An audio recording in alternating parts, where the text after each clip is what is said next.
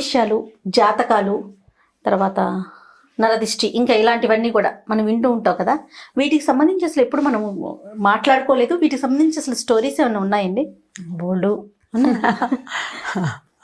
వరాహమిహిరుడు అని ఒక ఆయన, ఈ వరాహమిహిరుడు విక్రమార్కుడి కాలంలో ఉన్నాడని, ఆయన దగ్గర ఉన్న నవరత్నాల్లో వరాహమిహిరుడు ఒకడని అలా అలా చెప్తారు. వరాహమిహిరుడి పేరు ఎందుకు వచ్చిందంటే, మిహిరుడు ఆయన పేరు.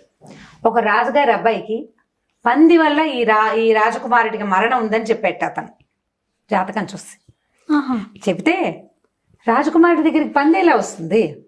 రాజకుమారుడు ప్రాసాదాల్లో ఉంటాడు, పెద్ద పెద్ద అంతఃపురాల్లో ఉంటాడు, పందులు ఎక్కడో ఉంటాయి అలా అని అనుకున్నారు.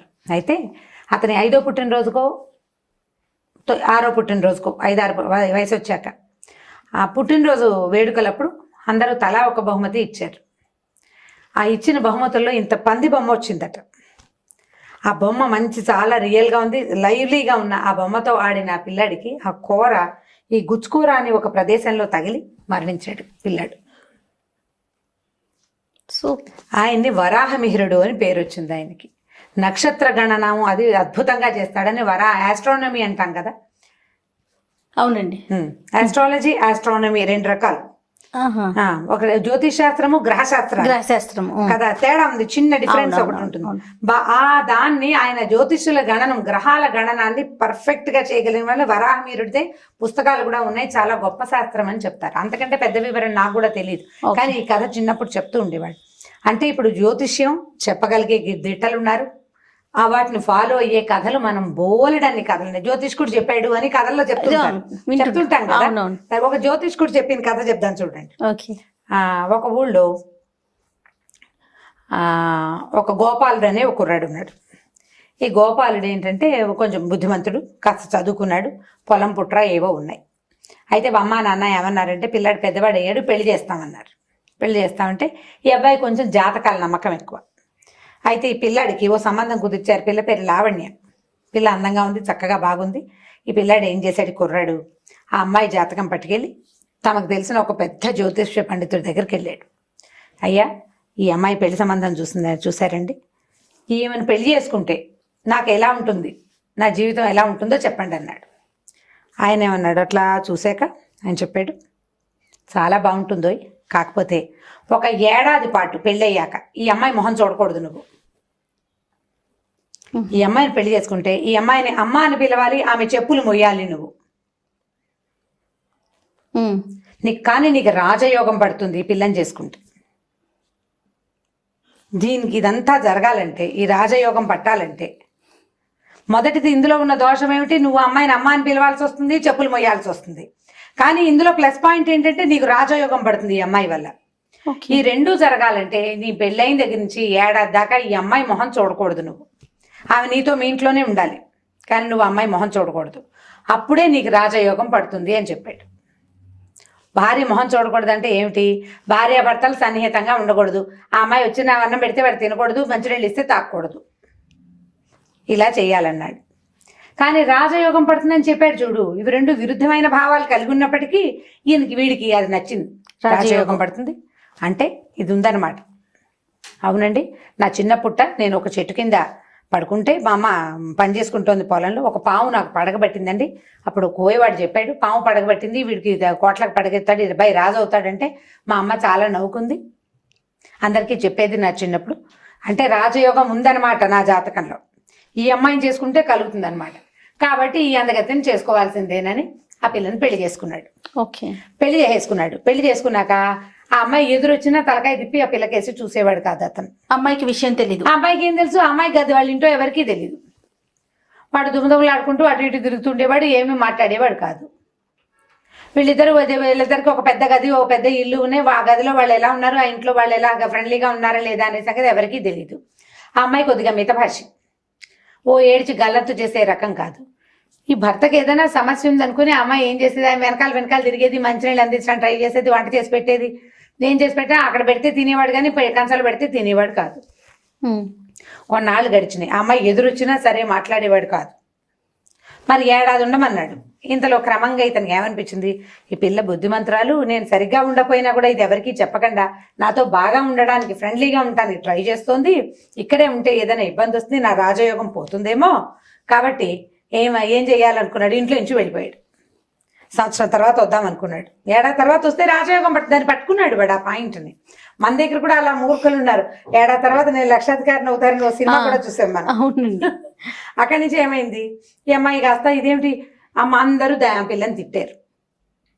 పెళ్ళి 6 నెలలు అయ్యేసరికల్లా నీ మొగుడు ఇల్లు వదిలిపెట్టిపోయాడంటే నువ్వు ఎంత రాచి రంపాన్ని పెట్టావో, చూడడానికి అమ్మాయి బాగానే ఉంటుంది, నంగనచ్చిలాగా వాడిని ఏదో చేసిందని అందరూ తిట్టేవారు. ఆ పిల్ల ఏడుపు మొహం పెట్టుకుని ఉండేది, ఏం చేయాలో తెలియదు. ఇంతలో ఏమైందంటే ఆ ఊళ్ళో వానలు పడ్డం మానేసినాయి, వర్షాలు లేవు, మెల్లిగా కాటకం, అకాలమైన, అంటే అకాలం అని కూడా దాన్ని ఏమనాలి, క్షామం అంటారు. నీళ్లు రావు, వాన లేదు ఎక్కడి నుంచి. పైనుంచి వచ్చే ఒక నది ఆగిపోయింది. అయితే ఏమైంది, బాగా ఆ ఊరు రాజుగారు చాలా ప్రయత్నాలు చేసి ఆ సిద్ధాంతిని ఈ సిద్ధాంతిని పిలిస్తే, ఎక్కడో కాశ్మీర్ నుంచి వచ్చిన ఒక సిద్ధాంతి ఈ చుట్టుపక్కల ఉన్న జలపాతాలు అవన్నిటిని పరిశీలించి, ఈ పైనున్న ఒక జలపాతంలో చాలా నీరుంది, కానీ అక్కడ ఒక బండలు అడ్డున్నాయి. దానికి ఏమిటంటే, పెళ్ళయ్యి బ్రహ్మచారిగా ఉన్న పిల్ల ఎవరైనా వెళ్ళి గనక ఆ బండల్ని ముట్టుకుంటే అందులోంచి నీళ్ళు వస్తాయి, అక్కడ ఒక పవిత్రమైన ప్లేస్ ఉంది, ఆవిడకి బ్రహ్మచారిని అనే అమ్మవారు ఉంది అక్కడ, అలాంటి పిల్ల ఎవరైనా కనపడాలి అని చెప్పాడు. ఇవన్నీ ఇంత విచిత్రమైన విషయాలే. సరే ఏమైంది, ఊరంతా చాటింపేశారు. కొత్తగా పెళ్ళైన వాళ్ళందరూ కడుపుతో ఉన్న వాళ్ళు, పిల్లల్ని కన్న వాళ్ళే ఉన్నారు ఆ ఊళ్ళో. ఈ పిల్ల ఏం చేసింది, మిగిలిన వాళ్ళు ఎవరికి తెలియదు, కానీ అమ్మాయికి తెలుసు కదా, భర్త తన మొహం కూడా చూడకుండా ఉన్నాడు. రాజుగారి దగ్గరికి వెళ్ళింది. మీరు చెప్పిన పరిస్థితి నా దగ్గరే ఉందండి, నా భర్త అసలు నాతో మాట్లాడలేదు ఎప్పుడు, ఆయనేమో ఊరు వదిలిపెట్టి పోయాడు, పోనీ ప్రజలకైనా ఉపయోగపడతాను అంటే, అమ్మ అక్కడ ఏమైనా ప్రమాదం ఉందేమో, నువ్వు పైకి వెళ్ళాక, ఆ కొండ మీదకి వెళ్ళాక అక్కడున్న అమ్మవారి యక్షినో ఇంకోటో నిన్ను అమాంతం మింగేస్తే ఏ భూతం మింగేస్తే మింగేనియండి బాబు, ప్రజలైనా మంచినీళ్ళకి అవస్థ పడకుండా ఉంటారు, నీళ్ళకి చాలా బాధపడుతున్నాం కదా, ఏది జరిగినా పర్వాలా, ఆ జలపాతం వచ్చి నా మీద పడినా పర్వాలేదు, ప్రజలకు మేలైనా జరుగుతుంది, నా జీవితం ఎలాగో వృధా అయిపోయింది అని అమ్మాయి ఒప్పుకుంది. ఆయన ఏమన్నాడంటే, నువ్వు బతికి బయటకు వచ్చి మామూలుగా వస్తే అర్ధరాజ్యం ఇస్తా నీకు అని చెప్పాడు. చెప్పేసరికల్లా ఈ అమ్మాయి లావణ్య ఏం చేసింది, గుళ్ళో ఏదో అమ్మవారికి దండం పెట్టుకుని మెల్లిగా కొండెక్కి నడుచుకుంటూ పోయింది అక్కడ దాకా.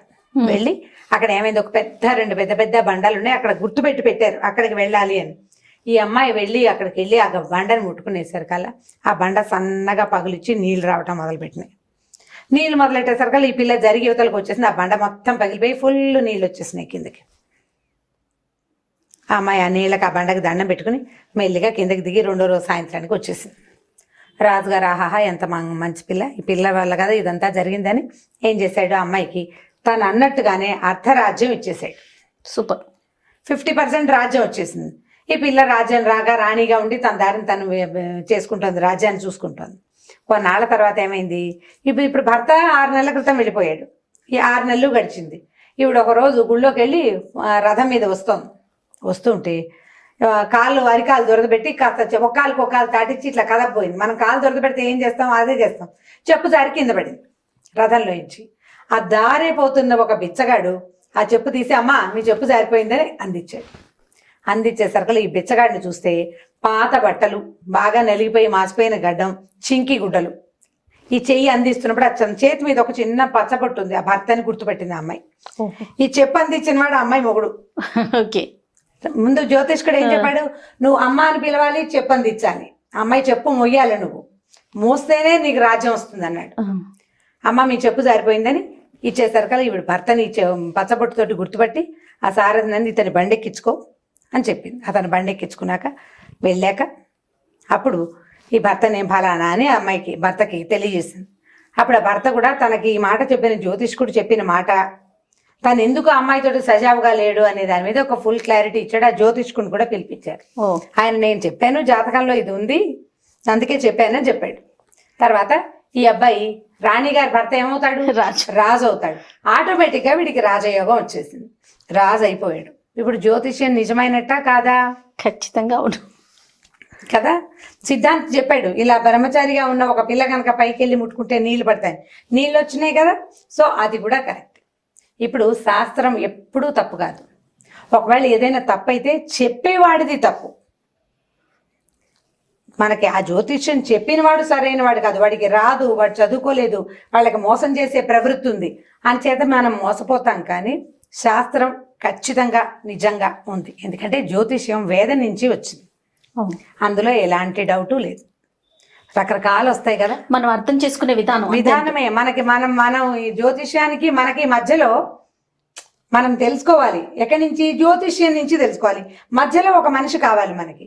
ఈ మనిషి సరైన వాడైతే మనకి సరైన ఇది వస్తుంది, ఇన్ఫర్మేషన్ వస్తుంది. సరైన వాడు కాదు, వాడు మోసగాడ అనుకోండి, మోసపోతాం మనం. ఇప్పుడు మన శాస్త్రాన్ని తప్పుపడితే ఎట్లా? వ్యక్తుల్ని తప్పుపట్టాలి. మన సెలక్షన్ లో ఉంది, అది కూడా మన అదృష్టమే. అంతే అంతే. రైట్. చాలా బాగుంది రమ్మగారు.